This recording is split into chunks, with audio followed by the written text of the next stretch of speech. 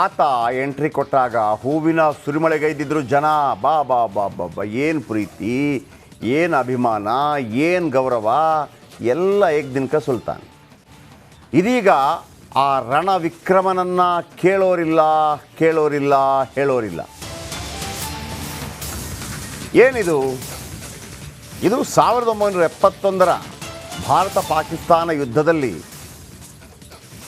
ಪಾಕಿಸ್ತಾನ ಅಂದರೆ ಶತ್ರು ರಾಷ್ಟ್ರವನ್ನು ಸದೆಬಡಿದ ವೀರಯೋಧ, ಪಾಕಿಸ್ತಾನಕ್ಕೆ ಸೋಲಿನ ರುಚಿ ತೋರಿಸಿದ್ದ ಹಂಟರ್.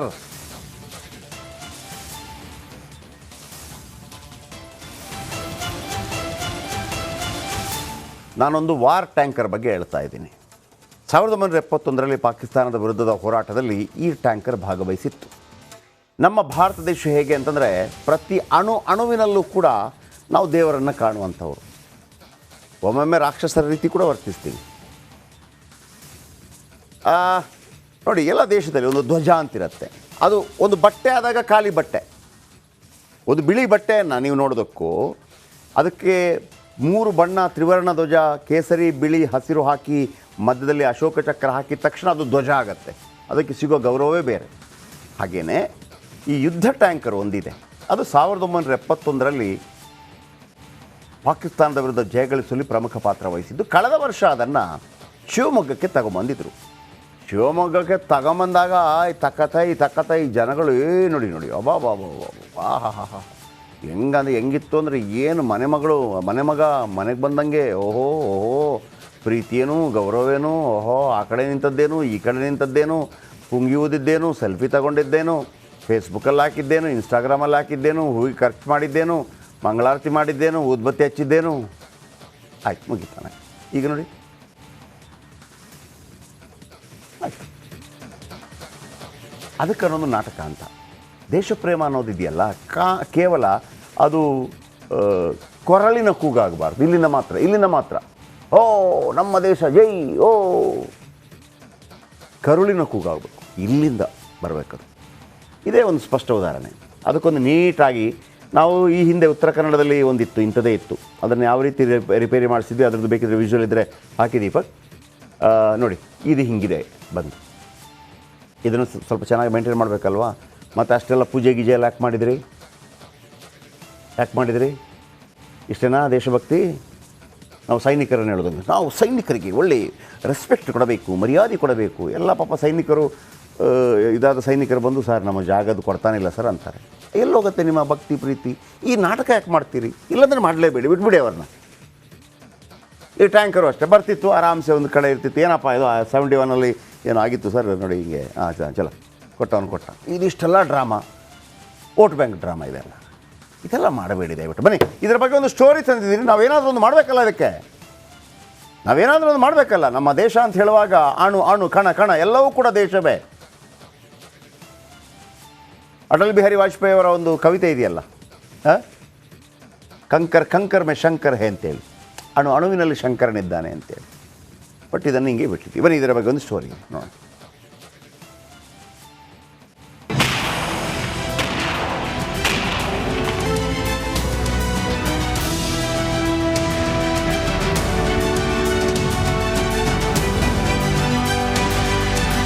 ಒಮ್ಮೆ ಈ ದೃಶ್ಯ ನೋಡಿ. ಅದೇನ್ ಸಡಗರ, ಅದೇನ್ ಸಂಭ್ರಮ. ಈ ಯುದ್ಧ ಟ್ಯಾಂಕರ್ಗೆ ಬಗೆ ಬಗೆಯ ಹೂವಿನ ಅಲಂಕಾರ, ಉದ್ದದ ಲಾರಿಯಲ್ಲಿ ಭವ್ಯ ಮೆರವಣಿಗೆ. ನೋಡೋಕೆ 2 ಕಣ್ಣು ಸಾಲದು.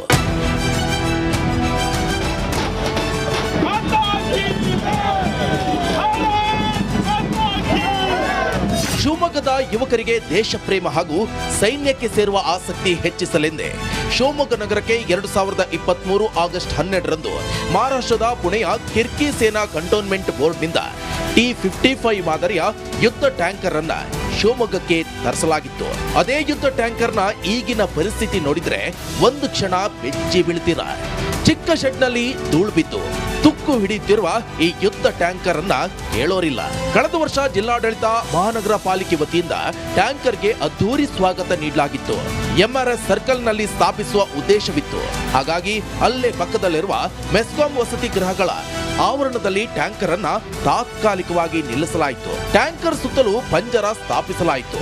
12 ತಿಂಗಳಾದರೂ ಟ್ಯಾಂಕರ್ ಪಂಜರದಿಂದ ಹೊರಗೆ ಬಂದೇ ಇಲ್ಲ.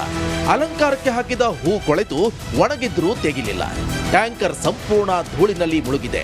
ಅಕ್ಕಪಕ್ಕ ಸಂಪೂರ್ಣ ಕೆಸರುಮಯವಾಗಿದ್ದು ಟ್ಯಾಂಕರ್ ತಂದು ಅವಮಾನ ಮಾಡಿದಂತಿದೆ. ಇದು ಟ್ಯಾಂಕರ್ ಬಂದು 1 ವರ್ಷ ಆಗಿದೆ. 3 ತಿಂಗಳು ಸೆಕ್ಯೂರಿಟಿಗಳನ್ನ ಬಿಟ್ಟರು. ಸೆಕ್ಯೂರಿಟಿ ಬಿಟ್ಟ ಮೇಲೆ ಇದು ಅನಾಥವಾಗಿ ಕಾಡ್ತಾ ಇದೆ. ನಮ್ಮ ಇದು ಬಾಂಗ್ಲಾದೇಶದಿಂದ ಯುದ್ಧ ಮಾಡ್ಕೊಂಬಂದಿರೋಂಥ ಟ್ಯಾಂಕರ್ ಇದು. ಇದನ್ನು ಭಾರಿ ತರಬೇಕಾದ್ರೆ ಭಾರಿ ಚೆನ್ನಾಗಿ ತಂದು ವಿಜೃಂಭಣೆಯಿಂದ ಇಟ್ಟರು. ಈಗ ನೋಡಿದ್ರೆ ಅನಾಥವಾಗಿ ಇದೆ. ಆಮೇಲೆ ಈ ರೋಡ್ ನೋಡಿರೋಂತೂ ಯಾವ್ದಕ್ಕೂ ಬೇಡ. ಧೂಳಲ್ಲಿ ಕೆಸರು ಎಲ್ಲ ಫುಲ್ಲು ಕೆಸರು ಎಲ್ಲ ಆಗ್ತಾಯಿದೆ. ಅದಕ್ಕೆ ಆಯುಧ ಪೂಜೆಯಲ್ಲಿ ನಾನೇ ಪೂಜೆ ಮಾಡಿದ್ದೀನಿ. ನಮ್ಮನೆ ಇದೆ, ಪಕ್ಕದಲ್ಲೇ ಇದೆ. ಅವಮಾನ ಥರನೇ ಇದೆ. ಈಗ ಆಲ್ಮೋಸ್ಟ್ ಎಲ್ಲ ಅವಮಾನ ಥರನೇ ಇದೆ. 1971ರಲ್ಲಿ ಪಾಕಿಸ್ತಾನದಿಂದ ಬಾಂಗ್ಲಾದೇಶ ವಿಮೋಚನೆ ಬಯಸಿತ್ತು. ಈ ಸಂದರ್ಭ 2 ದೇಶಗಳ ಮಧ್ಯೆ ಯುದ್ಧ ನಡೆಯಿತು. ಆಗ ಪಾಕಿಸ್ತಾನ ಸೇನೆಯ ವಿಮಾನಗಳು ಭಾರತದ ಮೇಲೆ ದಾಳಿ ನಡೆಸಿದ್ವು. ಭಾರತ ಪಾಕಿಸ್ತಾನ ವಿರುದ್ಧ ಯುದ್ಧ ಸಾರಿತು. ಈ ಯುದ್ಧದಲ್ಲಿ ಭಾರತ ಜಯಗಳಿಸಿತ್ತು. ಬಾಂಗ್ಲಾದೇಶಕ್ಕೆ ಸ್ವಾತಂತ್ರ್ಯ ಲಭಿಸಿತ್ತು. ಆ ಯುದ್ಧದಲ್ಲಿ ಭಾಗವಹಿಸಿದ್ದ ರಷ್ಯಾ ನಿರ್ಮಿತ T-55 ಯುದ್ಧ ಟ್ಯಾಂಕರ್ ಇದು. ಸುಮಾರು 36,000 kg ತೂಕ ಇದೆ. ಎಂಆರ್ಎಸ್ ಸರ್ಕಲ್ನಲ್ಲಿ ಯುದ್ಧ ಟ್ಯಾಂಕರ್ ಸ್ಥಾಪನೆಗೆ ಯೋಜಿಸಲಾಗಿತ್ತು. ಆದರೆ ಇಲ್ಲಿ ರಾಷ್ಟ್ರೀಯ ಹೆದ್ದಾರಿ ಪ್ರಾಧಿಕಾರದಿಂದ ಮೇಲ್ಸೇತುವೆ ನಿರ್ಮಾಣ ಆಗಲಿದೆ. ಹಾಗಾಗಿ ಎಂಆರ್ಎಸ್ ಸರ್ಕಲ್ನಲ್ಲಿ ಟ್ಯಾಂಕರ್ ಸ್ಥಾಪನೆಗೆ ಅನುಮತಿ ನಿರಾಕರಿಸಲಾಗಿದೆ. ಬೇರೆ ಸ್ಥಳದಲ್ಲಿ ಸ್ಥಾಪನೆಗೆ ಪಾಲಿಕೆ ಸಭೆಯಲ್ಲಿ ತೀರ್ಮಾನ ಆಗಬೇಕಂತೆ. ಆದರೆ ಪಾಲಿಕೆ ಅವಧಿ ಪೂರ್ಣಗೊಂಡಿರುವುದರಿಂದ ಚುನಾವಣೆ ನಡೆದು ನೂತನ ಸದಸ್ಯರು ಬರುವ ತನಕ T-55 ಟ್ಯಾಂಕರ್ಗೆ ಧೂಳು ಕೆಸರಿನಲ್ಲೇ ಉಳಿಯುವುದು ನಿಶ್ಚಿತ ಎಂಬಂತಾಗಿದೆ. ಕೂಡಲೇ ವಿಮಾನ ನಿಲ್ದಾಣ ಮುಂಭಾಗ ಅಥವಾ ಫ್ರೀಡಂ ಪಾರ್ಕ್ ಅದ್ಬಿಟ್ರೆ ಸೈನಿಕ ಪಾರ್ಕ್ನಲ್ಲಿ ಆದರೂ ಈ ಯುದ್ಧ ಟ್ಯಾಂಕ್ ಸ್ಥಾಪಿಸುವಂತೆ ಸ್ಥಳೀಯರು ಆಗ್ರಹಿಸುತ್ತಿದ್ದಾರೆ. ಇದನ್ನು ನಮ್ಮ ಯುವಕರು ಸ್ಫೂರ್ತಿ ಪಡೆಯಲಿ, ಯುದ್ಧದ ಒಂದು ಅರಿವು ಆಗಲಿ, ನಮ್ಮ ಸೇನೆಗೆ ಸೇರ್ಪಡೆಯಾಗಲಿ ಅನ್ನೋ ದೃಷ್ಟಿಯಿಂದ ಇದನ್ನು ಒಂದು ಪ್ರದರ್ಶನ ಮಾಡಬೇಕು. ಮುಖ್ಯವಾಗಿ ನಮ್ಮ MRS ಸರ್ಕಲಲ್ಲಿ ಹಾಕಬೇಕು ಅನ್ನೋ ದೃಷ್ಟಿಯಿಂದ ಇದನ್ನು ತೆಗೆದುಕೊಂಡು ಬಂತು. ಮುಂದಿನ ದಿನಗಳಲ್ಲಿ ಕಾರಣಾಂತರಗಳಿಂದ ಅದನ್ನು ಇನ್ನೂ ಯಾವುದೇ ಒಂದು ಸುಸಜ್ಜಿತವಾಗಿ ಅದಕ್ಕೆ ವ್ಯವಸ್ಥೆ ಮಾಡದೆ, ಯಾವುದೇ ಸ್ಥಳವನ್ನು ನಿಗದಿಪಡಿಸದೆ ಇವತ್ತು ಧೂಳು ಹಿಡಿಯುವ ಸ್ಥಿತಿಯಲ್ಲಿ ಅದನ್ನು ಮೂಲೆಗುಂಪು ಮಾಡಿದ್ದಾರೆ. ತಂದು ವಿದ್ಯುತ್ ಟ್ಯಾಂಕರ್ ತಂದು ನಿಲ್ಲಿಸ್ಯಾರೆ. ನೋಡಿ ಎಲ್ಲ ಕೆಸರು ಪಸರು ಎಲ್ಲ ಸಿಡಿತೈತೆ. ರೋಡ್ ಮಾಡ್ತಾರೆ. ಎಲ್ಲ ಪ್ರತಿಯೊಂದು ಅದ್ರ ಪೂರ ಕೆಸರು. ಅದು ನೋಡಿ ಹೂವಿನ ಹಾರ ಹಾಕ್ಯಾರೆ. ಎಲ್ಲ ಪೂರ ನೋಡಿ ಧೂಳು, ಒಂದು ಅರ್ಧ ಅಡಿ ಧೂಳು ಕುಂತಿದೆ. ಅದಕ್ಕೆ ಮಹಾನಗರ ಪಾಲಿಕೆಯಿಂದ ಆಗಲಿ ಜಿಲ್ಲಾಧಿಕಾರಿ ಆಗಲಿ ಯಾರು ಅದಕ್ಕೆ ಗಮನಕ್ಕೆ ತೊಗೊತಾ ಇಲ್ಲ. ನೋಡಿ ಆದಷ್ಟು ಅದಕ್ಕೆ ಒಳ್ಳೆಯ ಒಂದು ಸ್ಥಳ ನೋಡಿ ಎಲ್ಲರೂ ಕೂರಿಸೋ ವ್ಯವಸ್ಥೆ ಮಾಡಿ ಸರ್. ಕೂಡಲೇ ಸಂಬಂಧಪಟ್ಟ ಅಧಿಕಾರಿಗಳು ಯುದ್ಧ ಟ್ಯಾಂಕರ್ಗೆ ಒಂದು ಉತ್ತಮ ಸ್ಥಳವನ್ನ ಗುರುತಿಸಿ ಅಲ್ಲಿ ಸ್ಥಾಪಿಸಬೇಕಿದೆ. ನೀವು ಮಾಡಲಿಲ್ಲ ಅಂದ್ರೆ ಸೂಪರ್ 3 ಮಾತ್ರ ಬಿಡಲ್ಲ. ಮಾಡಿ ಇಲ್ಲ ನಡಿ. ಕ್ಯಾಮ್ರಾ ಪರ್ಸನ್ ಚಿರಾಗ್ ಜೊತೆ ಭೀಮನಾಯ್ಕ್, ರಿಪಬ್ಲಿಕ್ ಕನ್ನಡ, ಶಿವಮೊಗ್ಗ.